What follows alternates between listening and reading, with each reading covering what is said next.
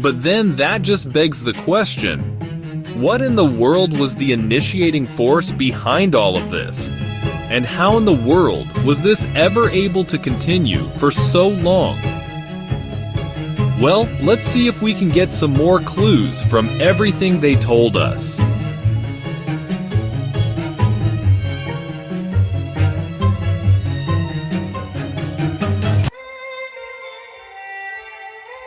They said that they were following a pillar of clouds around by day for 40 years, and a column of fire around by night for just as long.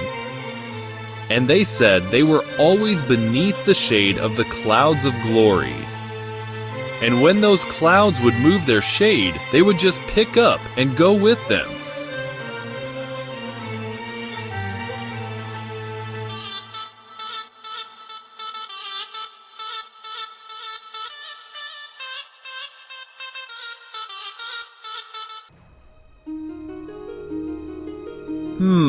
Interesting. A bright, luminous column of fire, you say? Interesting. I wonder what might have caused that.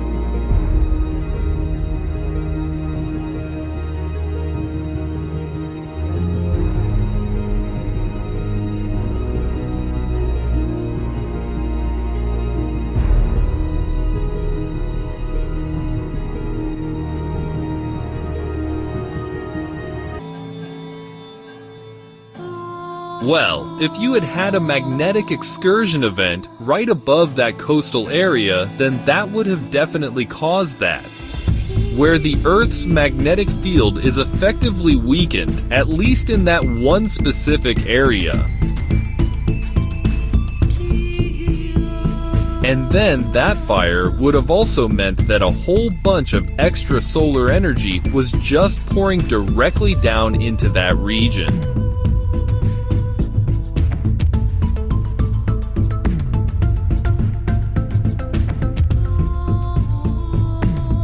And then that energy would have also explained why there was all of that extra heated air down there driving all of those massive water spouts.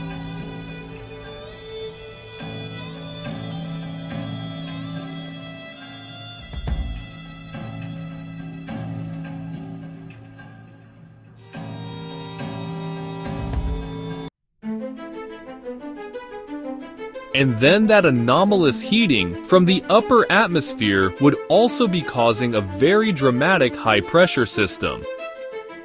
And then that incredible spike in local pressure would of course be pressing out on everything, especially against the ocean beneath that oculus.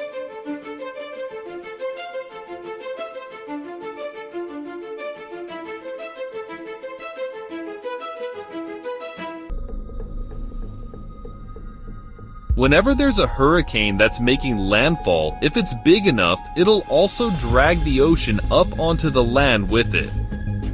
And that's because it's pulling it up with its siphoning low pressure effect. And of course, its massive winds are also pressing the bulge even higher. But that's what tends to happen with a major hurricane.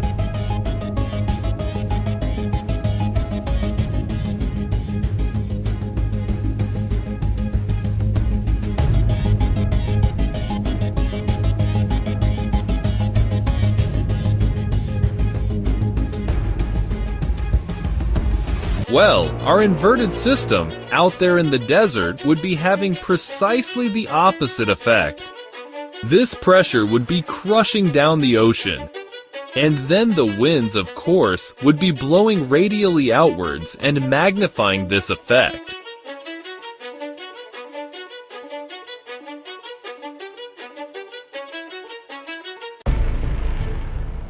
In other words, this would be massively depressing the local ocean. It would be splitting the sea apart in a giant bowl shape. And if the bottom was fairly accessible, it would expose it and then dry it. Precisely how the Hebrews described it. So it was all connected. The splitting of the ocean and the emergence of manna.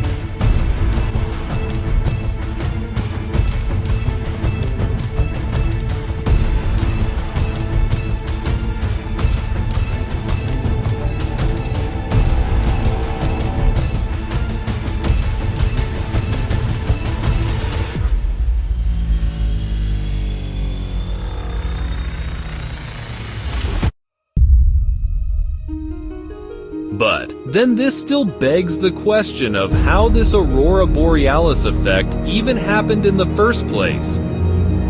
Well, this is where it gets interesting.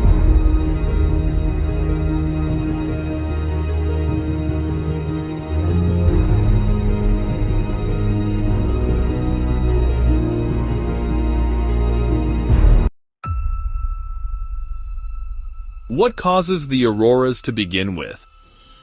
Might it be from the solar winds striking our magnetic field, and then those particles traveling along the lines of flux until they finally get funneled into a point where the Earth's magnetic field is bending inwards?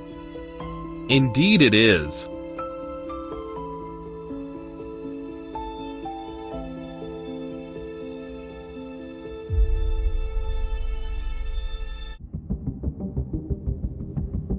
So, something must have been causing our magnetic field to be dented inwards around this Red Sea area. So something must have been distorting our normal magnetic field pattern, which means that something within the Earth must have been flowing in a different direction. Which means that something of an unknown extraction must have been distorting the way our inner Earth magma was flowing.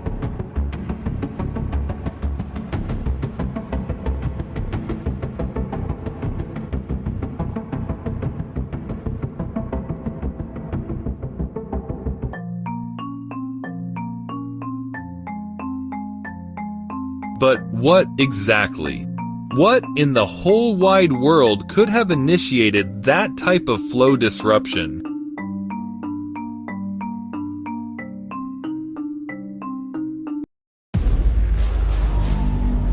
Well, there was a massive cataclysmic volcano around this time period. Does that count? It was one of the biggest and most destructive in all of history. And it was right across the Med, just south of Greece a little. It was about 5 times more powerful than Krakatoa, and it was believed to be the single most percussive event ever experienced by any human beings in all of history. So that sounds pretty big.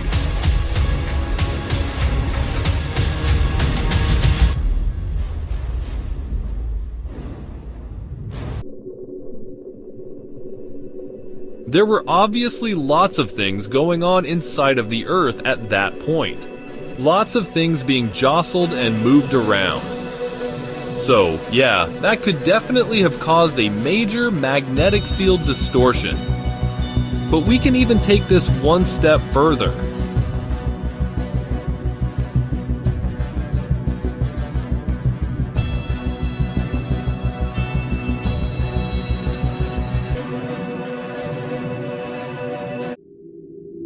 So, you've got a volcano going off, and then this creates a hurricane in the magma down beneath it. And then this creates a dynamo effect and a magnetic field throughout this region. And then this creates a magnetic shadow that projects all the way up until it reaches up above the Red Sea area. And then this causes a major funnel-shaped depression in the Earth's magnetic field up there. Every single phenomena within the Exodus account was the result of some sort of seismically induced distortion in the Earth's magnetic field above this area. Their descriptions of it are far too precise.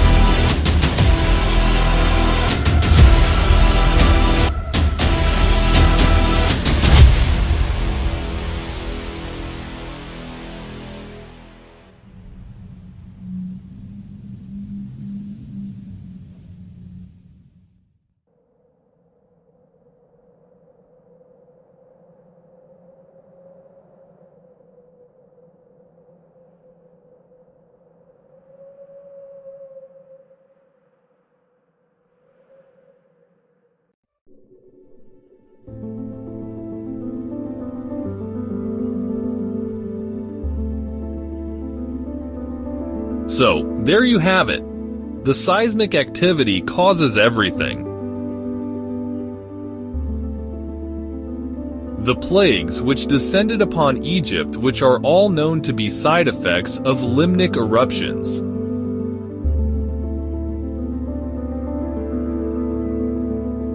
The pillar of fire that directed Moses to the location of the Red Sea crossing. The splitting and the corresponding drying of the Red Sea ocean channel.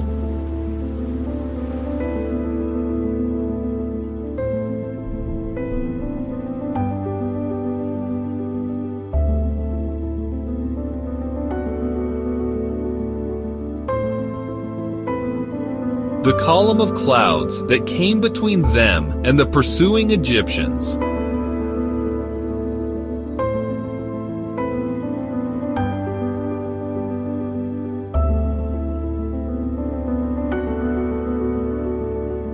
The releasing and the subsequent collapsing of the Red Sea upon the Egyptian army. The pillar of fire in the night sky that guided them after dark for 40 years.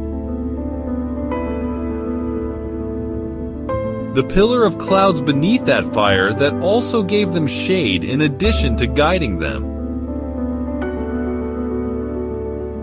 The manna from heaven and the water from the watersheds that completely sustained them for an entire generation.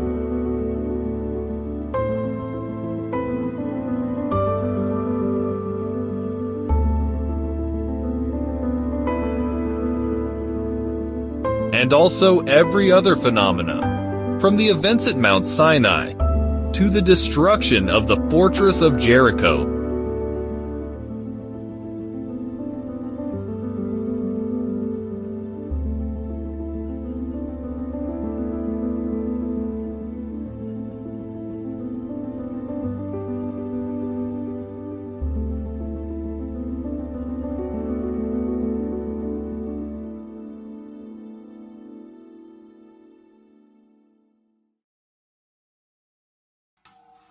And if you were like me, you basically had no recollection of any of those other Sunday school stories. So let's talk about it. So, just a few days after they made it through the sea crossing, they eventually came to a mountain in the deserts of Arabia. They referred to this location as Mount Sinai. And at Mount Sinai, a powerful thunderstorm started to gather around it. And then a towering column of fire came and descended down upon it.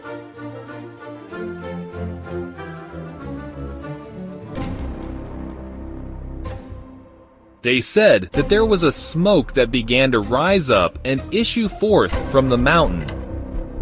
And then the mountain all around began to rumble.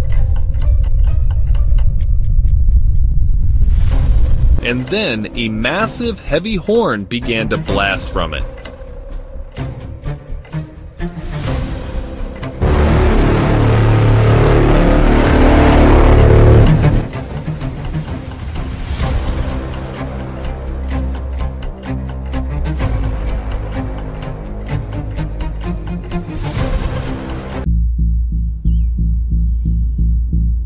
So, by now, I'm sure you can guess where this is going. Yes, that's right, this is our Aurora system. This was that unfiltered solar wind energy, just blasting right down through that portal. But then how did it get all the way out there to Mount Sinai?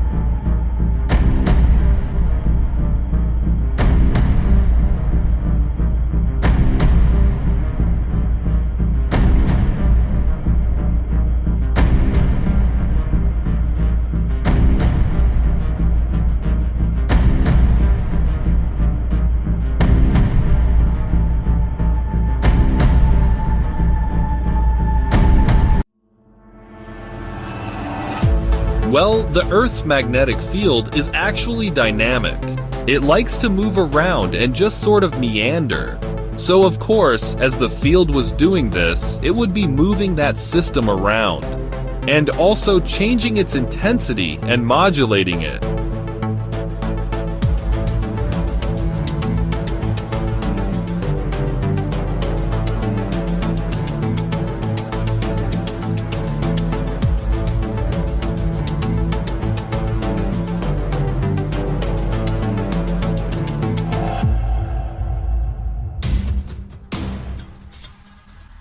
And this would be a perfect way to strategically aim that thing around its stuff. You could place it right over that entire mountain and cause it to resonate and tremble. You could place it right over the city of Jericho and cause its walls to shake and crumble. You could place it right over the River Jordan and cause its waters to split apart for them. You could blast a bunch of particles up into the atmosphere and eject them up so high that they ended up forming hailstones as large as boulders. And then you could arc those boulders over right onto the Amorites.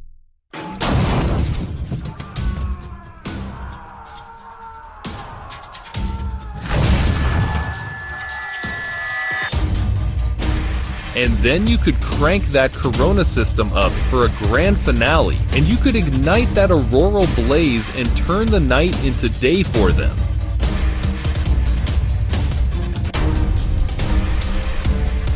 And then the Hebrews could conveniently use that to finish their battle against the Amorites. And as far as you could tell from the battlefield, it could appear as though the sun and the moon were standing still.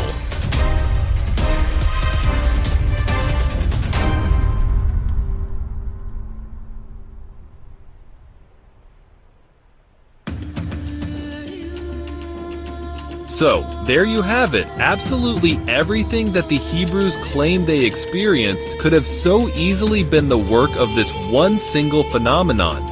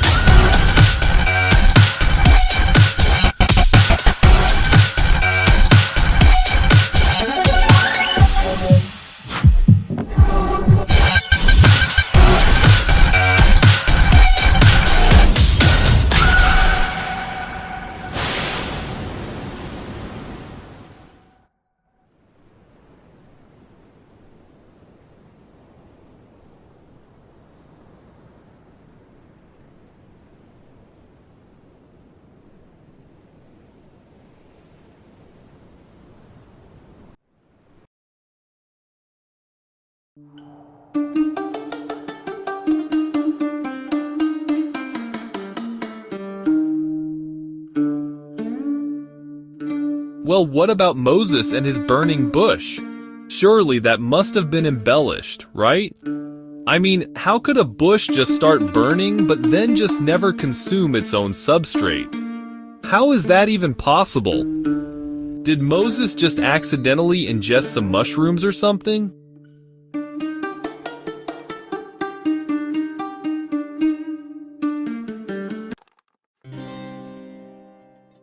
Well, no, I'm pretty sure he didn't.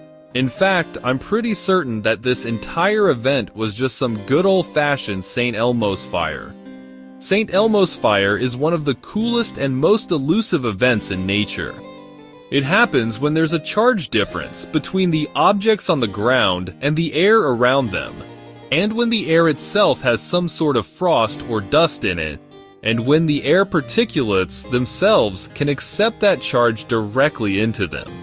So this is a charge that actually wants to get out into those ionized air molecules. It actually wants the air that's all around it to absorb its electrons. It's not just a charge up in the clouds wanting to arc its way out in a single discharge. No, it's a difference between the ground and the actual air column, and it wants to get out, into it. And so this charge will tend to seek the highest objects. It'll essentially accumulate atop the objects which are the most like antennas.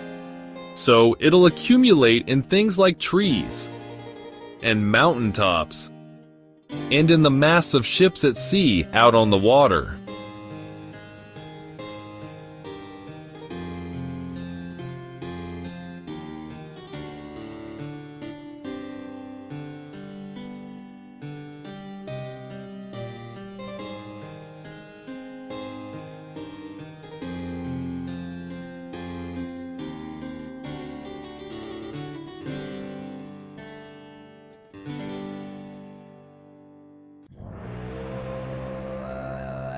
And then this is when it really gets interesting. Whenever that charge begins to get heavily concentrated up there, it just erupts out into the air like a hissing blue electric fire. It's just this jet of effusive sapphire plasma like a whispering indigo ghost flame.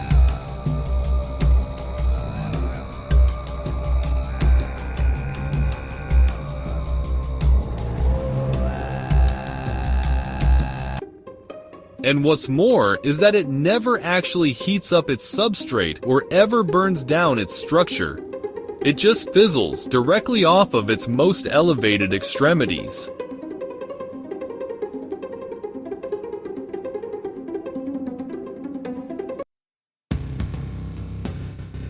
Oh, and I almost forgot, this phenomenon is usually caused by either a weather anomaly or by a disturbance in the underlying seismology.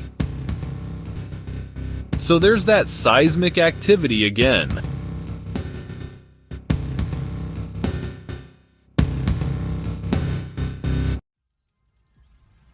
And they said that Moses had actually witnessed this mystery plasma, issuing forth from a thorn bush, amidst the slopes of a local mountain, in an area known for its volcanic activity, at essentially the exact same time as all of this other stuff was going on.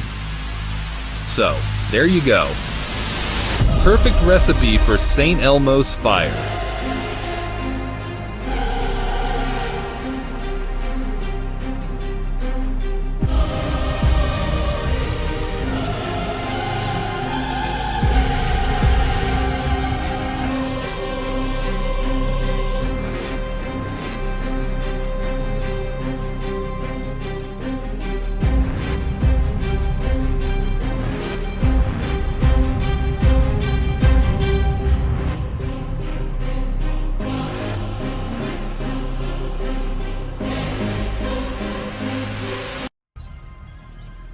Oh, and it even says that the bush actually told him to take his sandals off, because the ground on which he was standing was holy. Well, that's a pretty lucky break that the bush actually took him aside and mentioned that. Because if it didn't, then the electrical potential in that ionically supercharged thorn bush would have reached out and touched him. And it wouldn't have been a nice touch. And then the Exodus might have ended before it started.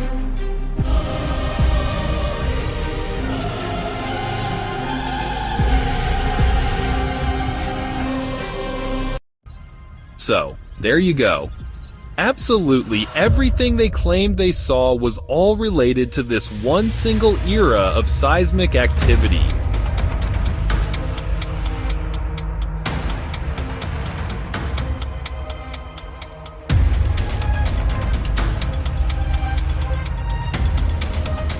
From the bush,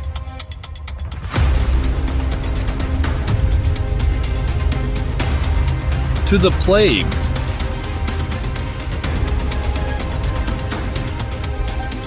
to the parting of the waters,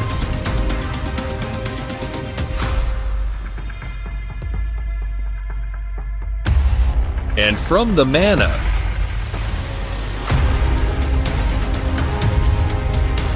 to the events at Mount Sinai.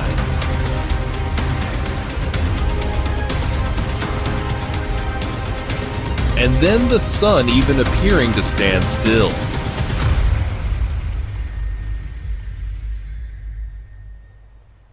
It was all connected.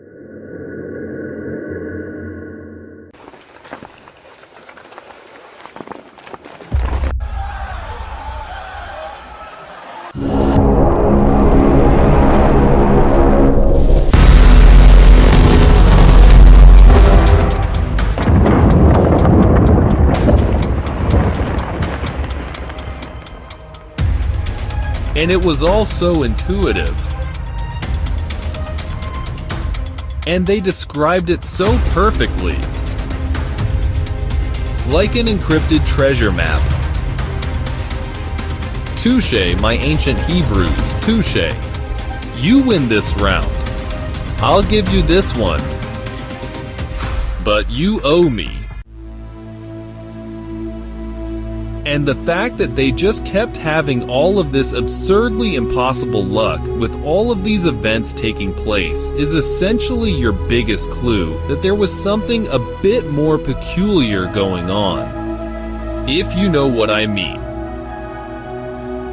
Touché, my burning bush, touché.